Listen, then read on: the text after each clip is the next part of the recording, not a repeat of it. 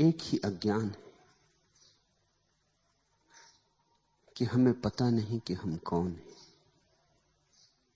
फिर सारे अज्ञान उसी एक अज्ञान से पैदा होते। एक ही बीज है, फिर तो वृक्ष बड़ा हो जाता, फिर तो बहुत शाखाएं प्रशाखाएं होती, बहुत फूल पत्ते लगते, फल लगते, और फिर एक बीज में बहुत बीज भी लगते।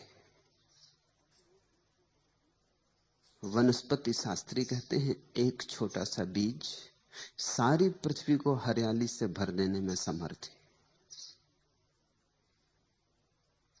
और एक छोटे से अज्ञान के बीज ने मनुष्य को परिपूर्ण अंधकार से भर दिया है। बीज है छोटा,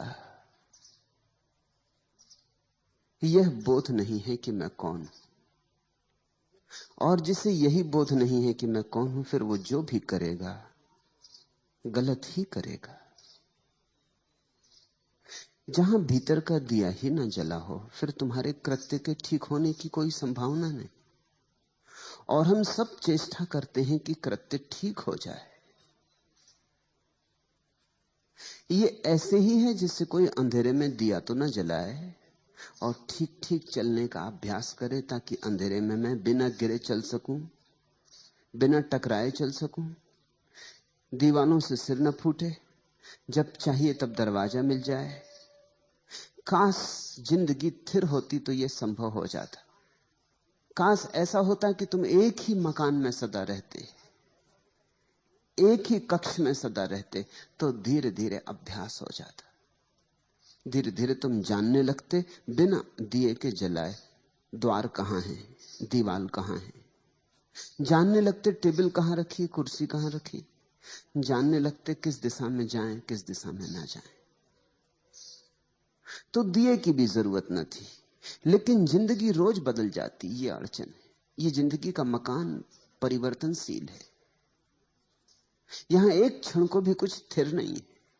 यहां सब धारा है, यहां सब बह रहा है, यहां सब बदल रहा है। इसलिए कल तुमने जो तय किया था वो आज काम नहीं आता। आज जो तुम अनुभव करोगे वो कल काम में नहीं आएगा। दिया तो जलाना ही होगा। ये जिंदगी के सरित प्रवाह में केवल अभ्यास कर लेने से कृत्यों का कोई परिणाम होने वाला नहीं है, बल्कि खतरा होता है।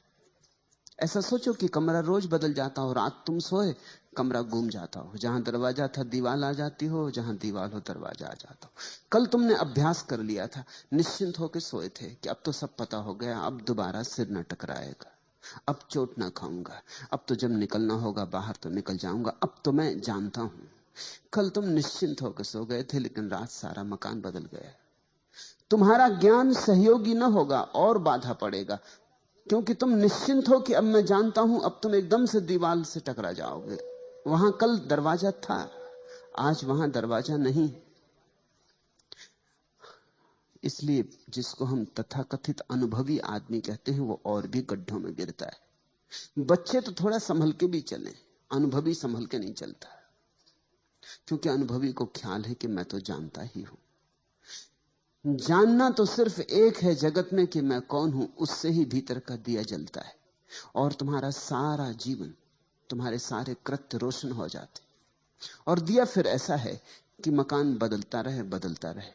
जब दिया जल रहा है तो द्वार जहां होगा दिखाई पड़ जाए। यही नीति और धर्म का भेद है। नीति सिखाती है क्या करो, नीति अभ्यास करवाती है शुभ का, शिव का। बुरा छोड़ो, बुरे की आदत न डालो, भले की आदत डालो। नीति आचरण को बदलवाती है और अंतस अंधेरे से ही भरा रहता है। तो आचरण तो अच्छा भी हो जाता है तो भी क्या परिणाम होता है। बुरे आदमी उन्हीं गड्ढों में तड़फ रहे हैं जिनमें भले आदमी तरफ रहे हैं। कोई फर्क नहीं। जब मैं ये कहता हूं तुम थोड़े चौंकोगे, तुम कहोगे बुरे आदमी कारागृह में बंद हैं और भले आदमी अपने महलों में बैठे हैं। फर्क क्यों नहीं?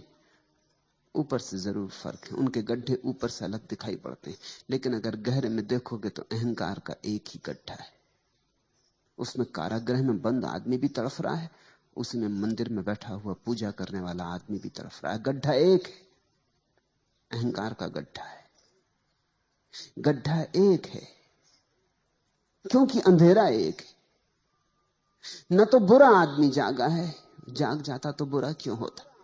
और ये वचन भी मुझे तुमसे कहने दो कि न भला आदमी जागा है, अगर जाग जाता तो भला क्यों होता। तुम थोड़े चौंकोगे, क्योंकि जागा हुआ आदमी न बुरा होता न भला होता। जागा हुआ आदमी तो बस जागा होता है। जागरण भलाई के उतने ही ऊपर है जितने बुराई के। जागा हुआ आदमी न तो दुर्जन होता न सज्जन होता। जागा हुआ आदमी बुद्ध होता, प्रबुद्ध होता। बुद्ध से किसी ने पूछा है आप कौन हैं, देखकर उनके अप्रतिम सौंदर्य को लगता है जैसे कोई देव पुरुष उतर आया है इंद्रासन से पृथ्वी पर। तो पूछा है पूछने वाले ने, आप कौन हैं, क्या आप देवता हैं? इस वन स्थली में, इस एकांत निर्जन में, इस बट वृक्ष के नीचे बैठे, क्या आप स्वर्ग से उतरे कोई देवता हैं? आपके सौंदर्य को देखकर ऐसा लगता है इस पृथ्वी के नहीं, पार्थिव नहीं है ये सौंदर्य, आप देवता हैं। बुद्ध ने आंख खोली और कहा नहीं, मैं देवता नहीं। उस आदमी ने पूछा तो फिर आप किन्नर हैं? देवताओं की थोड़ी नीची कोटि, जो दरबार में देवताओं के संगीतज्ञ हैं, आप वे हैं? बुद्ध ने कहा नहीं, वह भी नहीं। तो पूछा उस आदमी ने, आप चक्रवर्ती सम्राट हैं, इस पृथ्वी के सबसे बड़े राजा हैं? बुद्ध ने कहा नहीं, वह भी नहीं। तो आप कौन हैं? मनुष्य तो होंगे कम से कम, उस आदमी ने पूछा। और बुद्ध ने कहा कि नहीं, मनुष्य भी नहीं। तब तो वो आदमी जरूर अवाक रह गया होगा कि आदमी होश में है या बेहोश, पागल है। देवता नहीं चलो ना सही, चक्रवर्ती सम्राट ना सही, ना सही, मगर कम से कम मनुष्य, इसको भी इंकार करते हो? तो उस आदमी ने पूछा फिर आप कौन हैं? बुद्ध ने कहा मैं बुद्ध हूं, मैं जागा हुआ। और जागा हुआ सिर्फ जागा हुआ होता है, उसकी और कोई सीमा नहीं होती, उसकी और कोई परिभाषा नहीं होती। भीतर का दिया जल जाता है तो तुम रोशन हो जाते, तुम जागे हुए हो जाते। जागे हुए से बुराई तो होती ही नहीं, हो ही नहीं सकती। और जागे हुए को ऐसा बोध कैसे हो कि मुझसे भलाई होती? जिससे बुराई होनी बंद हो गई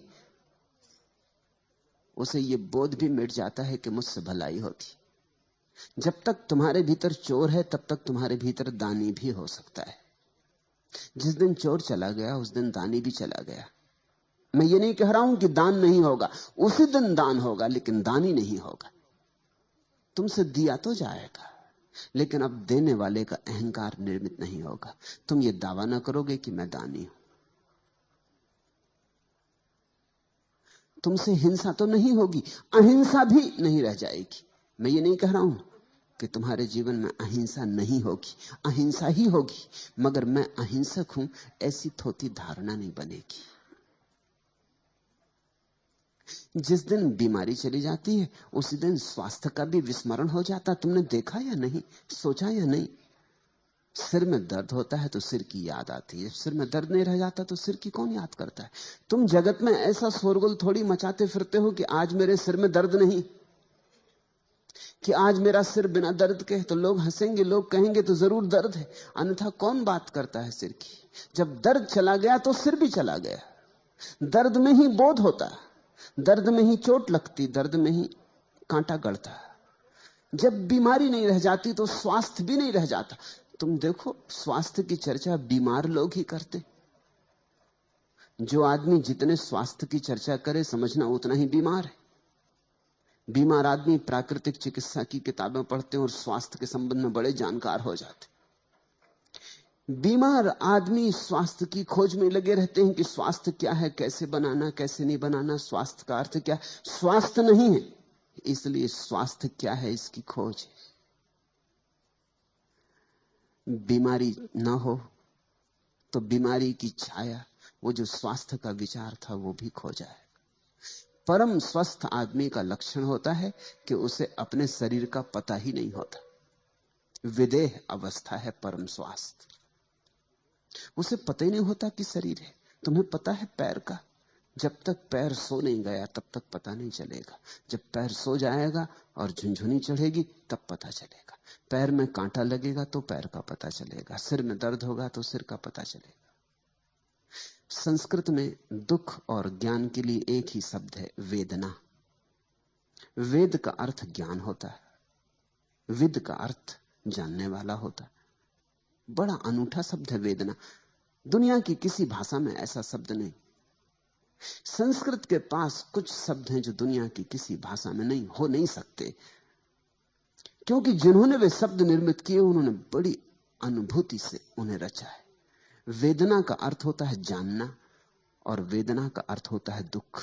जब दुख होता है तभी ज्ञान बनता है, दुख का ही ज्ञान होता है। इसलिए वेदना के दो अर्थ हैं, बड़े भिन्न अर्थ हैं, दोनों में कोई संबंध नहीं दिखाई पड़ता, कहां ज्ञान और कहां दुख।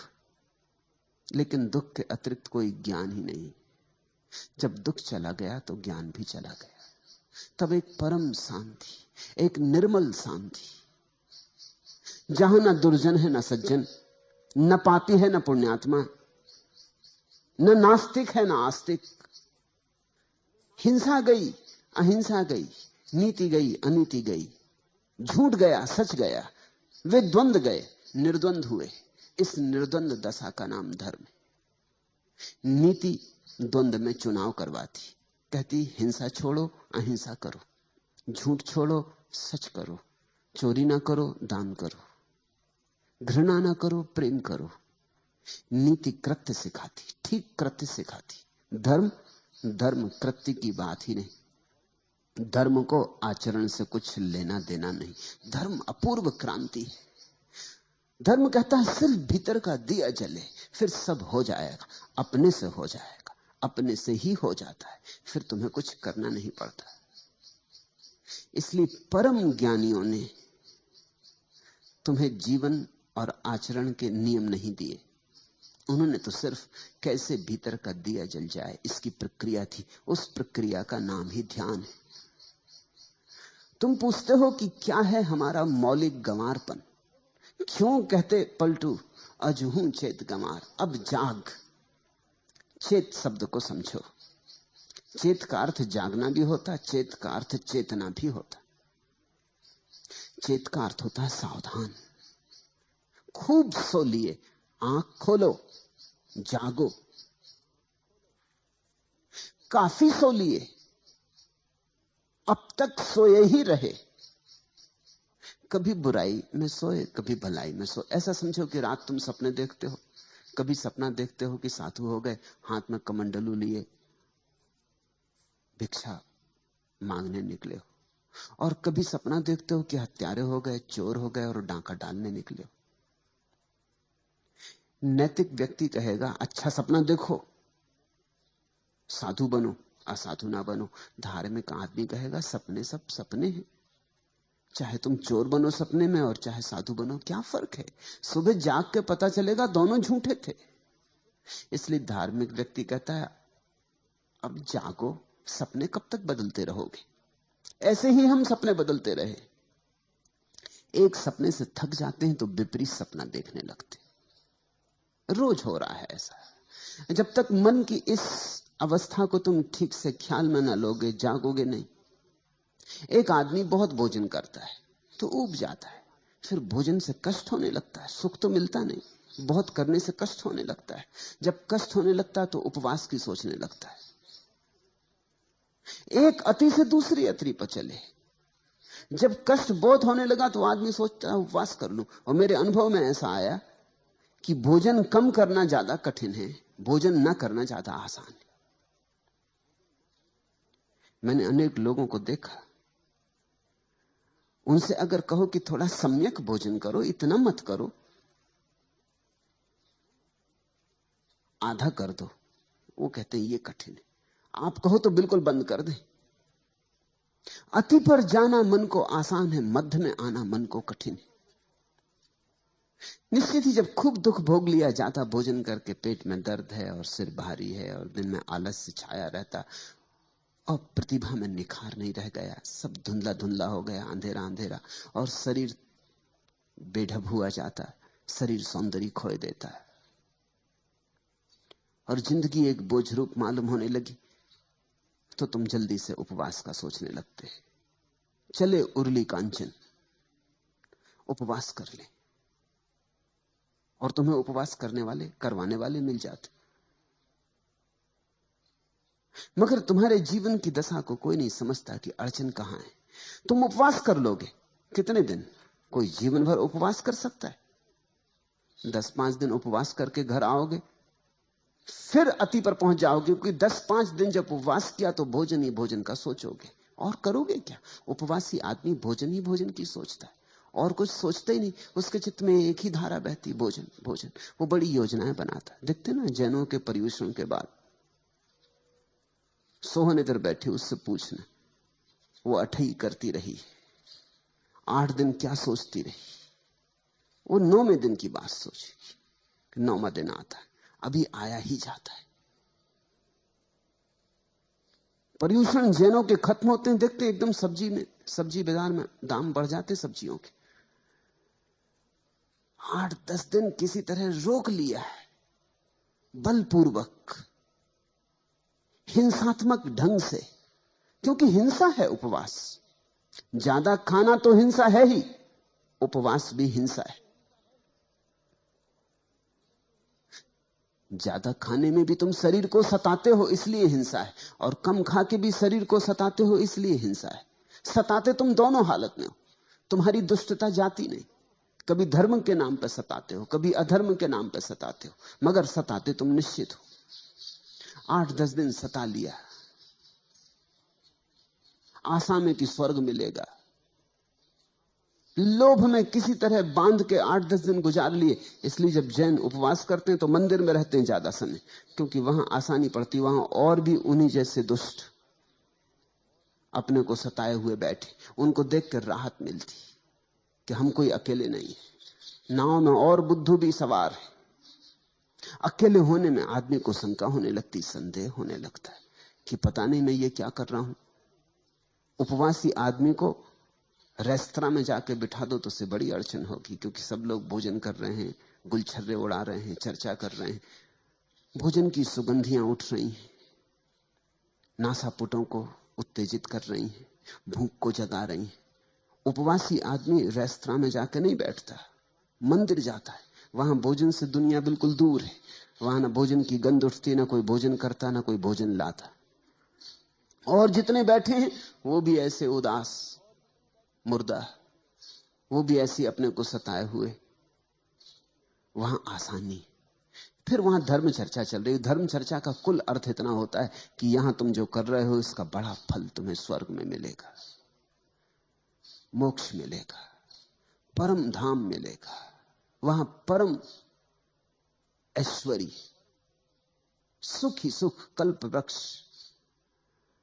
तो बैठा उपवासी आदमी सोचता है कि थोड़े दिन की बात और है, फिर तो कल्प वृक्ष के नीचे बैठेंगे और जो भी चाहिए वो प्राप्त कर लेंगे। जैसा चाहिए, तब चाहिए, उसी क्षण मिलेगा। ऐसे किसी दिन 10-5 दिन धर्म चर्चा सुन के लोभ का विस्तार करके गुजार दिए, फिर इसके बाद तुम एकदम भोजन पे टूटते हो। वो जो 10 दिन का है उसका बदला लोगे ना, उसका बदला कहां जाएगा? वो तो लेना ही पड़ेगा। अब मन 10 दिन भूखा रह रह के उब गया। अब मन कहता है ठीक से खा लो, अब तो ठीक से खा लो, अब 2-4 दिन तो बिल्कुल स्वतंत्रता दे दो।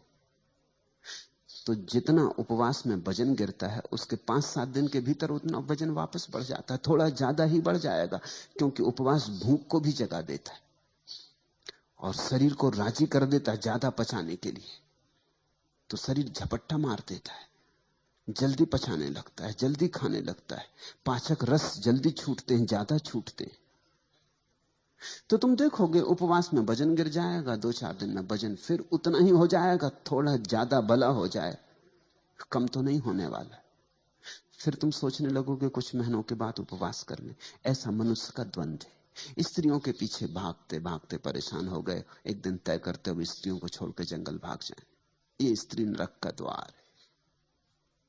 या पुरुषों के पीछे बहुत ज्यादा सिर फोड़ा फाड़ी हो गई है, सब देख लिया संसार, कुछ रस नहीं पाया, अब सोचते हैं कि अब छोड़ छाड़ दें, इस सब से हट जाएं। मगर अति से दूसरी अति। तो नीति तुम्हें एक अति से दूसरी अति पर ले जाती, क्रांति नहीं हो पाती। अति से मुक्ति में क्रांति है, मध्य में खड़े हो जाने में क्रांति है, संतुलन में क्रांति है, सम्यक्त्व क्रांति है। सम्यक्त्व शब्द को समझो, उसका मतलब है समतुल। ठीक बीच में आ गए, जैसे तराजू के दोनों पल्ले बराबर हो जाते हैं और कांटा बीच में आ जाता है, न इधर झुके न उधर झुके, न संसार में झुके और न मोक्ष में झुके, मध्य में खड़े हो गए। वही तो पलटू ने कल कहा कि इड़ा पिंगला मेरे दो पलड़े हो गए। दोनों को सतनाम की डांडी से संभाल लिया है। जैसे जैसे तुम्हारे भीतर बोध बढ़े, वैसे वैसे तुम्हारे भीतर संतुलन आता है, तुम्हारे भीतर द्वंद्व कम हो जाते। ये निर्द्वंद दशा का नाम ही अद्वैत है। एक ही भूल है कि तुम्हारा दिया जला हुआ नहीं। आचरण को सुधारने में बहुत चिंता मत लगाओ, और ध्यान रखना, मैं ये नहीं कह रहा हूं कि आचरण को बिगाड़ने में चिंता लगाओ। जब मैं सुधारने तक को दो कौड़ी का मानता हूं तो बिगाड़ने को कैसे मूल्य दे सकूंगा। मैं कहता हूं आचरण से दृष्टि को बदलो, गेर बदलो, अंतर्मुखी बनो। भीतर अंधेरा है, इसको कैसे रोशन करें, यहां कैसे प्रकाश प्रकटे, कैसे उजाला हो। ध्यान से उजाला होता है। ध्यान है ज्योति जलाने की प्रक्रिया। और मजा ऐसा है कि सब साधन मौजूद है। तुम्हारे घर में दिया है, तेल भरा, बाती लगा, माचिस भी रखी। जरा माचिस को रगड़ना है, जरा माचिस को रगड़ना है कि ज्योति पैदा हो जाएगी। फिर माचिस से ज्योति को बाती से छुआ देना है कि दिया जल उठेगा। तुम सब लेकर आए हो, तुम्हारे अंतरतम में सब मौजूद है। जो होना चाहिए वो सब मौजूद है, जो जो जरूरी है सब मौजूद है। थोड़ा संयोजन करना है, थोड़ा सा संयोजन। तुम्हारे भीतर साक्षी भाव की संभावना छिपी पड़ी है।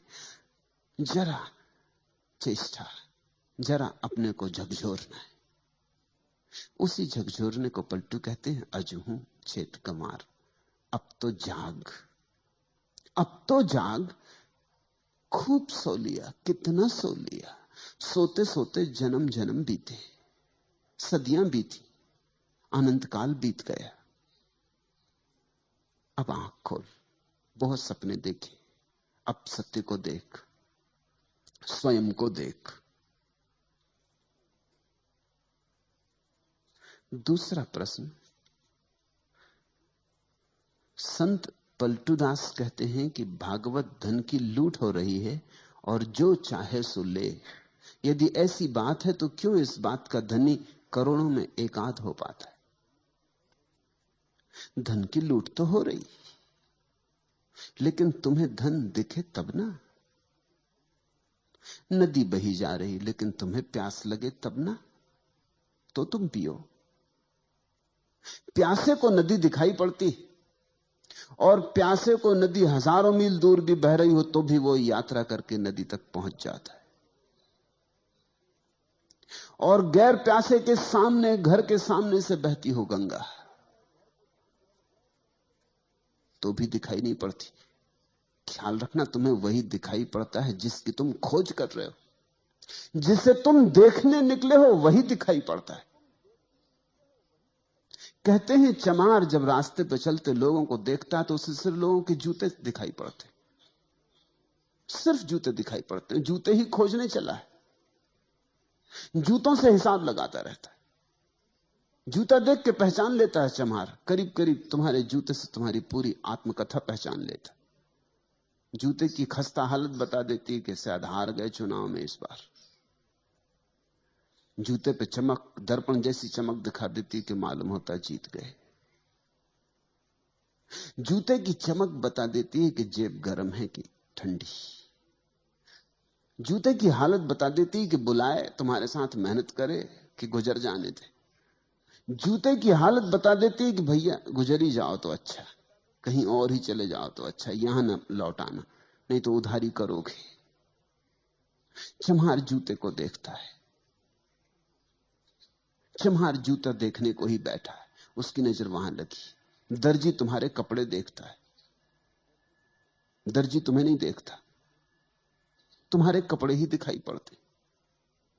तुम जो खोजने निकले हो वही तुम्हें दिखाई पड़ता है। इस सत्य को खूब गहराई में पकड़ो।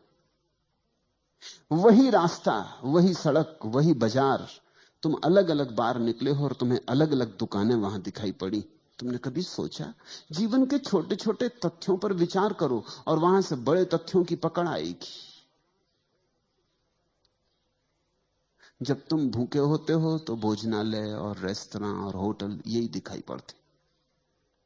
उपवास करके एक दिन जाओ बाजार में और तुम पाओगे अरे इतने रेस्तरां हैं, इतनी होटलें, इतनी दुकानों पर भोजन बिक रहा है, ये तुम्हें कभी ख्याल में ना आया था। तुम भरे पेट निकले थे, ख्याल में आने का कोई कारण न था। फिर एक दिन भरे पेट जाओ, फिर वो दिखाई ना पड़ेंगे। जिसकी काम वासना पीड़ित है उसे रास्ते पर पुरुष नहीं दिखाई पड़ेंगे, स्त्रियां दिखाई पड़ेंगी। उसे पुरुष छूट ही जाएंगे, पुरुषों को वो मद्देनजर कर जाएगा। वो गुजरेंगे जरूर लेकिन उनकी कोई छाप ना बनेगी। लेकिन जिसकी काम वासना तृप्त है उसे स्त्री पुरुषों से कोई भेद नहीं पड़ेगा। और जो काम वासना के पार जा चुका है उसे तो यह भी भेद करना मुश्किल हो जाएगा कि कौन स्त्री है कौन पुरुष है। स्त्री पुरुष का भेद तुम तभी तक करते हो जब तक तुम्हारे भीतर तलाश है, तुम्हारे भीतर वासना प्रदीप्त है, नहीं तो कौन चिंता करता है। तुमने ख्याल किया? तुम वही देखते हो जो तुम खोज रहे हो। तो पलटू तो कहते हैं कि भागवत धन की लूट हो रही, इस सामने ढेरी लगी है, लूट सको तो लूट लो। खड़े खड़े क्या देख रहे हो, पलटू कहते। लेकिन जो खड़े खड़े देख रहा है उसको वहां धन दिखाई नहीं पड़ रहा, उसे वहां कुछ भी दिखाई नहीं पड़ रहा है। या यह भी हो सकता है कि जो लूट रहे हैं वो उसे पागल मालूम होते हो, क्योंकि जब उसे धन नहीं दिखाई पड़ता और ये टूटे पड़ रहे हैं तो पागल ही तो मालूम होंगे। ये किस चीज पे टूटे पड़ रहे हैं? यहां कुछ भी तो नहीं है। उसे लगेगा ये सब मन की कल्पना के जाल में पड़ गए। ऐसी तो होता है, तुम यहां बैठे हो, जो लोग यहां नहीं है वो तुम्हें पागल समझते, वो पागल समझेंगे ही। वो कहेंगे किस कल्पनाओं में पड़े हो। अरे यथार्थ जगत को देखो, किस सम्मोहन में उलझ गए हो, किसकी बातों में उलझ गए हो। ये सब बातें हैं, इनमें मत उलझ जाना, नहीं तो घर गृहस्थी खराब हो जाएगी। बाल बच्चों को देखो, पत्नी को देखो, परिवार को देखो, अपने कर्तव्य का ध्यान रखो, यथार्थ को देखो। ये किन बातों में पड़े हो? इतना समय दुकान पर लगाओ, बाजार में लगाओ, कुछ कमाओ। कमाई हाथ में आएगी तो कुछ काम आएगी। ये धर्म चर्चा, तत्व चर्चा, ये किस काम में आएगी? इसकी रोटी बनाओगे कि कपड़े बनाओगे, किससे छप्पर बनाओगे? इससे बच्चों का पेट नहीं भरेगा और न पत्नी के लिए साड़ी खरीद सकोगे। किस झंझट में पड़ गए हो? लोग तुम्हें समझाते हैं, लोग तुम्हें कहते होंगे अभी भी लौट आओ, अभी ज्यादा नहीं गए हो, नहीं फिर पीछे लौटना मुश्किल हो जाएगा, कहीं ज्यादा मत उतर जाना इसमें, होश हवास ना खो देना, औरों ने खो दिया है। उनकी बात भी ठीक तो है, उनकी तरफ से ठीक ही है। अब यहां लोग मेरे पास आए हैं, दूर दूर से आए, कोई जापान से है, कोई जर्मनी से है, कोई ईरान से है, कोई इथोपिया से है, कोई अमेरिका से है, कोई स्वीडन से आया है, कोई इंग्लैंड से, कोई इटली से, दूर दूर से लोग आए। करीब करीब जमीन के हर तरफ से लोग यहां मौजूद हैं, सिर्फ चीन और रूस को छोड़ के, क्योंकि वहां से आ नहीं सकते। लेकिन मेरे पड़ोसी भी हैं यहां पूना में, वो नहीं आए। वो समझते ये सब पागल हो गए हैं, इनका दिमाग खराब हो गया। और उनकी बात में भी सच्चाई है, उनकी तरफ से सच्चाई है। उनको यहां कुछ दिखाई नहीं पड़ता, यहां धन लुट ही नहीं रहा है।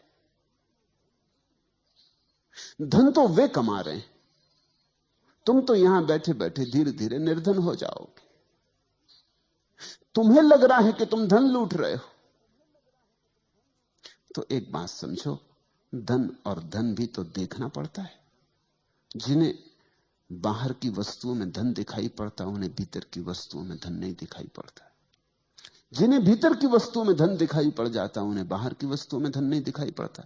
बुद्ध ने अपना राजमहल छोड़ा तो उनके सारथी ने, जब उन्हें छोड़ने गया जंगल में, उसने उनके पैर पकड़ लिए। सारथी ने, बूढ़ा सारथी, बचपन से बुद्ध को रथ पर घुमाया किया है, बचपन से बुद्ध को बढ़ते हुए देखा है, उसका भी बेटे जैसा लगाव है बुद्ध से।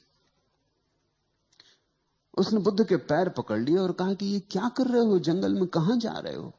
इस महल को छोड़कर, इस संगमरमरी महल को छोड़कर, उस सुंदर यशोधरा को, तुम्हारी पत्नी को छोड़कर, उस नए नए पैदा हुए बेटे राहुल को छोड़कर, अपने बूढ़े बाप को छोड़कर तुम जा कहां रहे हो? तुम बूढ़े बाप के हाथ की लकड़ी हो, और ये सुंदर महल और ये सारा वैभव जंगल में मिलेगा क्या? तुम मुझसे पूछो, मुझ बूढ़े से पूछो, मैं जंगलों में खूब भटका हूं, वहां कुछ भी नहीं है। और दुनिया तो महलों की तरफ जाना चाहती। तुम्हारा दिमाग ठीक है, तुम महल से छोड़ के जा रहे हो।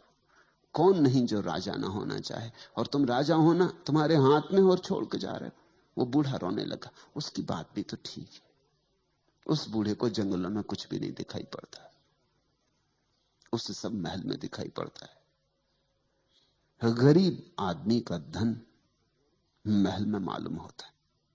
ये तो कभी किसी अमीर को समझ में आता है कि महल में कुछ भी नहीं।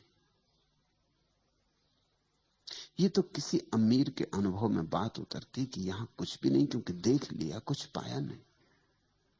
शोरगुल तो बहुत है, सार बिल्कुल नहीं। बुद्ध हंसने लगे। उन्होंने कहा, तू तेरी तरफ से ठीक कहता है, लेकिन मेरी तरफ से वहां कुछ भी नहीं। वहां से मैं देख के आ रहा हूं। तू तो बाहर बाहर था बूढ़े, तू तो सारथी ही था। मैं भीतर रह के आ रहा हूं, वहां कुछ भी नहीं।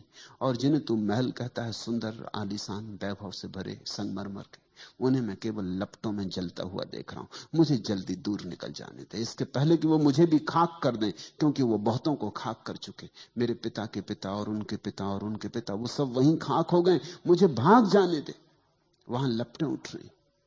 वो बूढ़ा देखता है महल की तरफ, वहां कोई लपटें नहीं। ये बड़ी दृष्टियों का भेद है।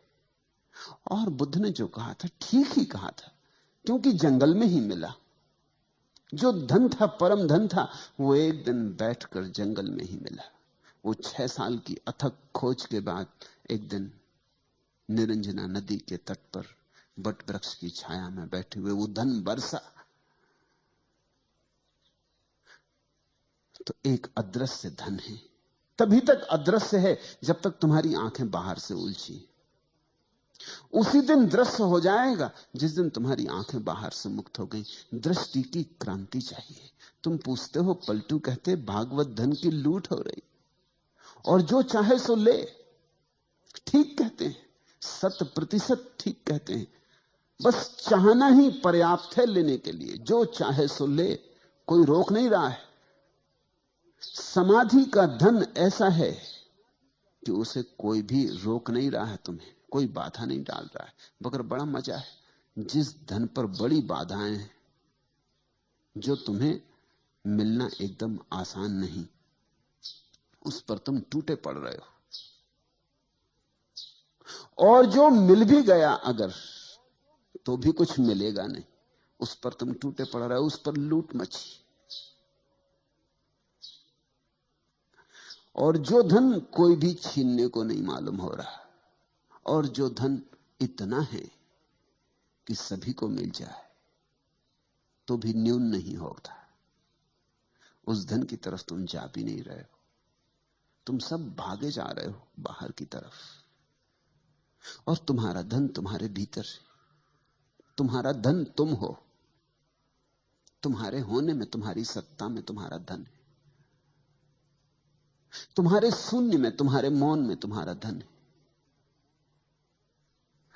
तुम्हारे अस्तित्व में समाया है धन। खजाना लेकर तुम आए हो, चाबी भी तुम्हारे पास है, लेकिन इस चाबी को तुम कभी भीतर की तरफ लगाते नहीं, बाहर की तरफ लगाते हो। यही आंखें जो बाहर की तरफ भाग रही, दूर दिशाओं में दौड़ी चली जा रही, यही आंखें लौटकर अपने धन को खोज लेती। यही हाथ जो और सारे संसार को पकड़ते फिर रहे हैं, इन्हीं हाथों में छिपी ऊर्जा भीतर की तरफ लौट के परम धन को संभाल लेती। लेकिन कोई रोकता नहीं, फिर भी तुम उसके प्यासे नहीं हो। तुम अभी संसार से थके नहीं हो। तुम्हें लगता है यहां शायद हो, आज नहीं मिला कल मिले।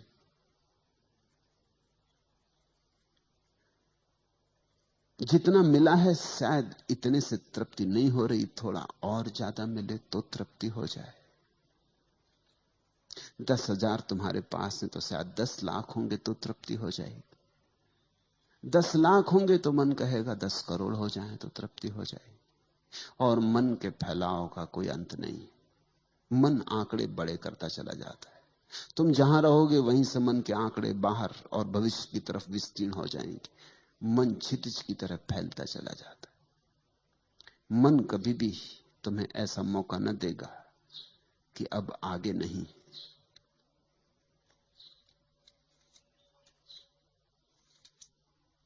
मर गया होता कभी का आपदाओं की कठिन मार से, यदि नहीं आशा श्रवण में नित्य यह संदेश देती प्यार से।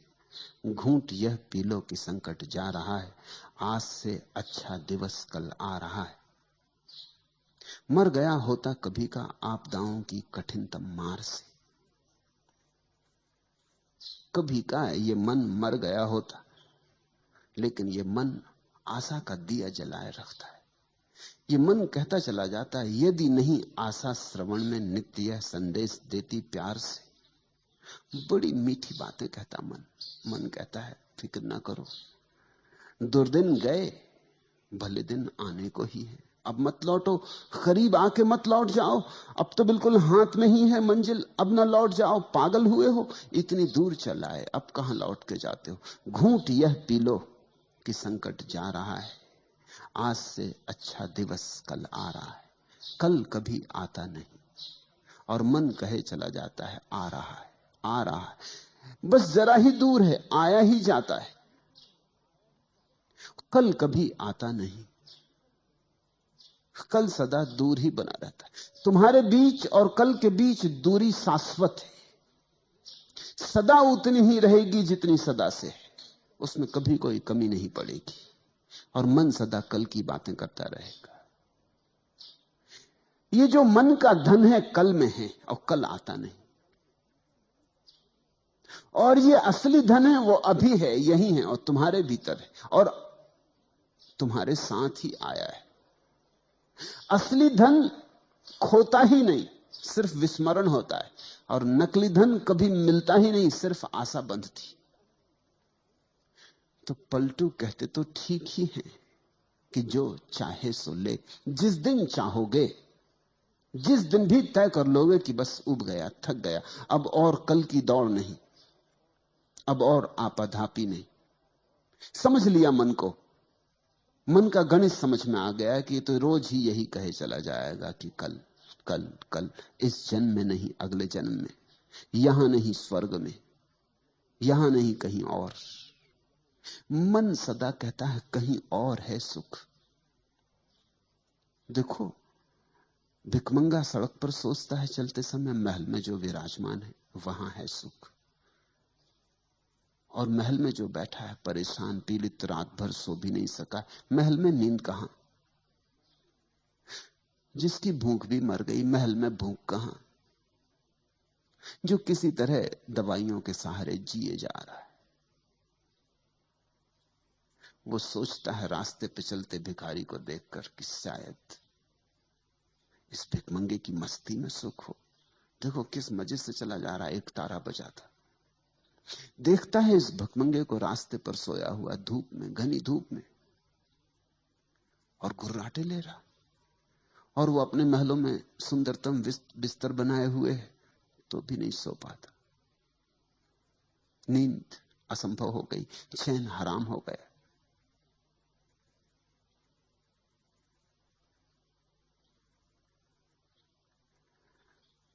भिखमंगे को देखकर, उसकी चाल को देखकर, उसकी मस्ती को देखकर, उसके निर्द्वंद भाव को देखकर अमीर को लगता है शायद सब छोड़ देने में सुख है। तुम भी ऐसा सोचते हो, इसलिए मैं तुमसे कह रहा हूं सोचना। तुम सदा ऐसा सोचते हो कोई और सुख पा रहा है। शहर में रहने वाला सोचता है गांव में रहने वाले लोग बड़े सुखी। गांव वाले से तो पूछो कभी। गांव वाला लाख कोशिश कर रहा है कि कैसे शहर पहुंच जाए। बंबईया सोचता है कि कैसे गांव पहुंच जाए, गांव वाला सोचता है कैसे बंबईया हो जाए। गांव वाले की एक ही आशा लगी, कभी बंबई पहुंच जाए। और बंबई वाला सोचता रहता है, कविताएं भी पढ़ता है। वो बंबई ही लिखते हैं, वो कविताएं भी बंबई में रहने वाले लोग लिखते हैं, गांव के सौंदर्य की, गांव की प्रकृति की, गांव के निसर्ग की। गांव जाते नहीं वो। कौन रोक रहा है तुम्हें गांव जाने से? मैं दिल्ली में था और एक हिंदी के बड़े कवि मुझे मिलने आए। उन्होंने एक कविता सुनाई, गांव की बड़ी प्रशंसा। मैंने उनसे पूछा कविता तो ठीक है, मगर एक सवाल पूछूं, नाराज तो ना होंगे? उन्होंने कहा कि नहीं। वो सोचे कि शायद मैं कविता के संबंध में कुछ पूछ रहा हूं। मैंने कहा तुम्हें रोकता कौन? दिल्ली में तुमसे कह कौन रहा कि तुम रहो? कोई दिल्ली तुम्हारे पीछे पड़ी? तुम गांव जाते क्यों नहीं? वो तो जरा चौंके। 10-5 और लोग बैठे थे, वो जरा बेचैन भी हो गए। इसका उत्तर क्या दें? रोकता कौन है तुम्हें? अभी निकल जाओ, टिकट की दिक्कत है। तो मैं जिनके घर में ठहरा था, मैंने उनको टिकट का इंतजाम कर दे, पर इनको अब जाने दें। न पत्नी है न बच्चे, दिल्ली में भी घर द्वार नहीं है, होटल में रहते, काहे परेशान हो? कौन से गांव जाना है? मैंने उनसे पूछा। उन्होंने कहा आप भी खूब है, क्या मुझे भेज ही देंगे? किस गांव की ये तस्वीर तुमने उतारी? कहने लगी किसी गांव की नहीं, तो गांव मात्र की। मैंने कहा फिर भी तो कोई गांव ये कहीं है जमीन पर, वहां तुम्हें भेज दें और तुम दोबारा लौट के दिल्ली मत आना। उन्होंने कहा कि ये तो कविता है, आप भी इसको बड़ी गंभीरता से ले रहे हैं। मैं तो समझा कि इतनी तुमने मेहनत की है, रात देर तक जगे होगे, कविता लिखी है, जोड़ तोड़ किया, शब्द बनाए, तो कुछ मतलब की होगी। कौन रोकता है? लेकिन ये गांव जाते नहीं, ये गांव से ही आए और इनको भली भांति पता है कि गांव का सौंदर्य कैसा है। अभी बरसा के दिन है तो कीचड़ ही कबाड़ है वहां, और मच्छर है, और खटमल है, और 1000 तरह की बीमारियां हैं, और भुखमरी है, और ये सब प्रकृति और सौंदर्य, ये सब बकवास शहर में बैठे आदमी को सूझ रही। लेकिन तुम जहां नहीं हो वहां सौंदर्य दिखाई पड़ता है, वहां घट रही है असली बात। तुम जहां हो, कुछ परमात्मा ऐसा नाराज है कि वहीं भर नहीं घटती और सब जगह घटती।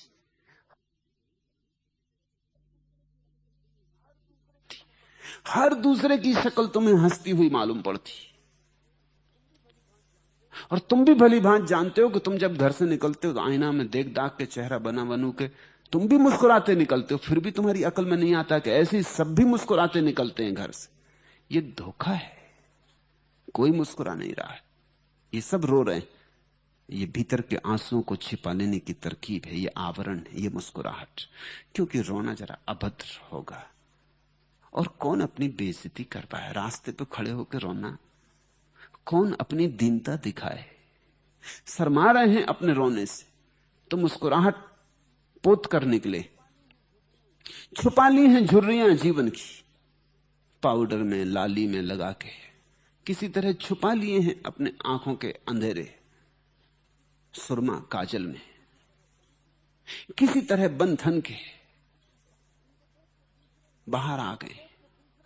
इनको देख के दूसरे मोहेंगे और सोचेंगे गजब, तो ये आदमी ने पा लिया मालूम होता, ये आदमी ऐसी मस्ती से चला जा रहा। इससे तो पूछो, इसके भीतर तो झांको। और इसके भीतर झांकने की कोई जरूरत नहीं, तुम अपने भीतर झांको, तुम भी तो यही कर रहे हो। हम दूसरे को धोखा देते हैं और इस कारण सारी दुनिया हमें धोखा दे रही। तुम जो कर रहे हो वही दूसरे लोग भी कर रहे हैं, कोई यहां सुखी नहीं है। क्योंकि सुख तो भीतर जाने से मिलता है, यहां कोई भीतर जाता नहीं मालूम पड़ता। सबकी जीवन ऊर्जा बाहर बही जा रही, धन में, पद में, प्रतिष्ठा में। दिल्ली चलो, सभी दिल्ली जा रहे हैं। किसी तरह चलो दिल्ली के करीब ही पहुंच जाओ, ना पहुंचे दिल्ली भी तो कहीं तो रास्ते में करीब पहुंच गए। जितने करीब पहुंच गए उतना ही सुख मिल जाएगा। अपने भीतर आने से कोई सुख को उपलब्ध होता है, तब चेहरों पर मुस्कुराहट पोतनी नहीं पड़ती, तब एक दीप्ति होती, सहज भीतर से उठती, तब एक शांति होती जिसके लिए कोई आयोजन नहीं करना होता। जागो तो रहती है, सो जाओ तो रहती, उठो तो रहती है, बैठो तो रहती, बोलो तो, चुप रहो तो, तब एक आनंद की लहर 24 घंटे बनी रहती, जिसको पलटू ने का आठों पहर तूरा बजता है।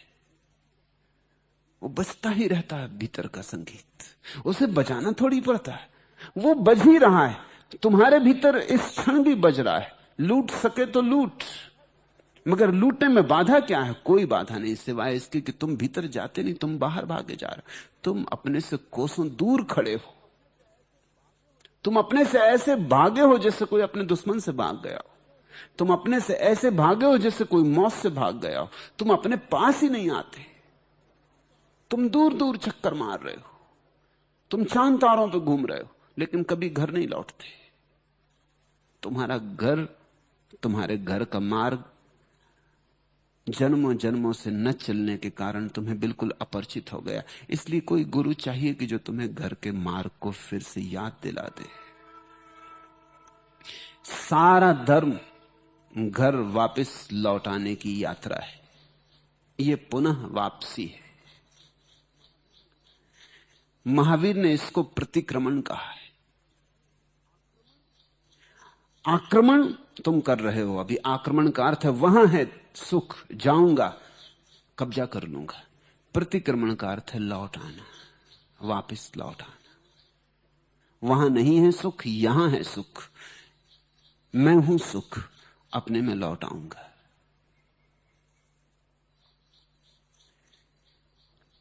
पलटू कहते हैं इतनी ही बर जरूरत है कि तुम चाहो। पर चाह कैसे पैदा हो? चाह तभी पैदा होगी जब तुम अपनी बाहर की चाह की घनीभूत पीड़ा को देखो। तुम क्या कर रहे हो?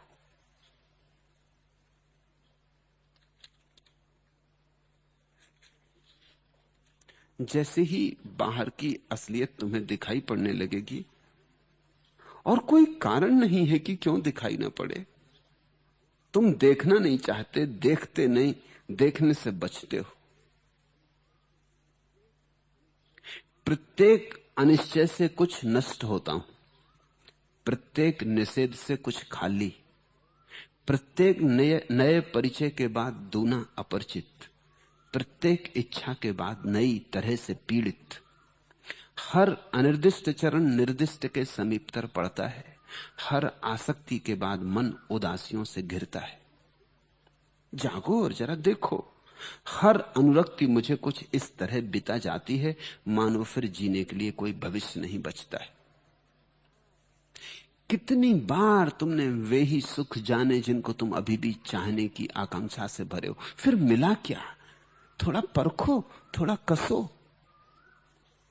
एक स्त्री के, सुंदर स्त्री के प्रेम में पड़ गए थे कि सुंदर पुरुष के प्रेम में पड़ गए। फिर मिल गई सुंदर स्त्री, फिर क्या हुआ?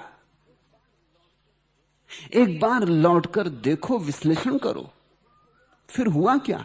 कहां खो गया सौंदर्य, कहां खो गई सुंदर स्त्री, कहां खो गया प्रेम? हाथ में राख रह गई, अंगार भी तो नहीं। और अब फिर तुम योजना बना रहे हो। मुल्ला नसरुद्दीन की पत्नी मर गई तो उसके एक मित्र ने 3-4 दिन बाद पूछा कि मुल्ला, बहुत दुखी मालूम पड़ते हो, तुम्हारे दुख को देख के तो ऐसा लगता है कि अब तुम दोबारा विवाह नहीं करोगे। मुल्ला ने कहा, क्षमा करें, मेरे जीवन भर का अनुभव यह है कि अनुभव पर सदा आशा की विजय हो जाती। अनुभव पर आशा की विजय। मित्र ठीक ही कह रहा था, लेकिन मुल्ला जीवन का एक गहरा अनुभव बता रहा। वो कह रहा, अनुभव पे आशा की विजय हो जाती। इस पत्नी के साथ सिवाय दुख के और कुछ भी नहीं जाना, तुम भी जानते, मैं भी जानता। लेकिन पता नहीं किसी दूसरी स्त्री के साथ सुख मिलना बदा हो। अनुभव पर आशा की विजय। और ऐसा भी नहीं है कि एक आध बार ऐसा हुआ हो, हर बार ऐसा हुआ। तुम अनुरक्त थे एक भवन में, एक मकान के खरीद लेने में, फिर तुमने बड़ी मेहनत की, वर्षों श्रम उठाया, धन कमाया, चोरी चपाटी की, बेईमानी की, धोखाधड़ी की, सब जालसाजियां की, किसी तरह उस मकान को पाने में समर्थ हो गए। फिर क्या हुआ? मिला सुख, पहुंचे किसी आनंद में, कोई मग्नता बरसी, कोई फूल खिले, फिर खाली के खाली, फिर राख के राख, फिर सोचने लगे कि कोई दूसरा मकान। ऐसे तुम जीवन के हर अनुभव से गुजरे हो, बहुत बार गुजरे हो, लेकिन तुम अनुभव से सीखते नहीं, अनुभव पर आशा की विजय हो जाती। अगर अनुभव से सीखो तो तुम्हें दिखाई पड़ेगा, प्रत्येक अनिश्चय से कुछ नष्ट होता हूं, प्रत्येक निषेध से कुछ खाली, प्रत्येक नए परिचय के बाद दूना अपरिचित। तुम अपनी पत्नी से अपरिचित हो गए हो या नहीं, ये मुझे सोचकर कहो। सोचना अपने भीतर। परिचय बनाने चले थे, सोचा था कि विवाह करके इससे परिचित हो जाएंगे, मगर परिचय हुआ। 30-30 साल तक लोग पति पत्नी की तरह रहे हैं और अपरिचित, और जरा भी एक दूसरे को पहचानते नहीं, और जरा भी दोनों के बीच सामंजस्य नहीं उठ सका है, संगीत नहीं उठ सका है, दोनों के सुरताल मिले नहीं। परिचय कहां? जितने दिन साथ रहोगे उतने अपरिचित हो जाते हो। प्रत्येक निषेध से कुछ खाली, प्रत्येक नए परिचय के बाद दूना अपरिचित, प्रत्येक इच्छा के बाद नई तरह से पीड़ित। देखा नहीं कितनी इच्छाएं तुम भर लेते हो, भरते ही नई पीड़ा शुरू हो जाती। इधर पुरानी इच्छा पूरी नहीं हुई कि नई इच्छाओं के अंकुर निकल आते। ये होता ही रहेगा, ये होता ही रहा है। इसी को हम आवागमन का चक्र कहते, इसी को हम कहते हैं 84 करोड़ योनियों में भटकना। हर अनिर्दिष्ट चरण निर्दिष्ट के समीपतर पड़ता है। हर आसक्ति के बाद मन उदासियों से घिरता है। कितने बार प्रेम में पड़े और कितने बार हाथ खाली के खाली रहे। कितनी बार समझा कि हीरा है और जब उठाया तो पत्थर पाया। मगर अब भी जब चमकदार पत्थर दिखाई पड़ेगा फिर तुम हीरे का भ्रम खा लोगे। तुमने भ्रम खाने की जिद ही कर रखी है, तो फिर पलटू का धन तुम्हें दिखाई ना पड़ेगा। तुम्हें जो धन मालूम होता है, जब तक वो तुम्हें कूड़ा करकट ना दिखाई पड़े तब तक पलटू का धन ना दिखाई पड़ेगा। ये दोनों धन एक साथ दिखाई नहीं पड़ सकते। अगर तुम्हें दुनिया में धन दिखाई पड़ रहा है तो आत्मा में धन नहीं दिखाई पड़ेगा। दुनियावी भाषा का धन आत्मा की भाषा के धन से बिल्कुल विपरीत है। और जिस दिन तुम्हें दुनिया में कोई धन ना दिखाई पड़ेगा उस दिन देर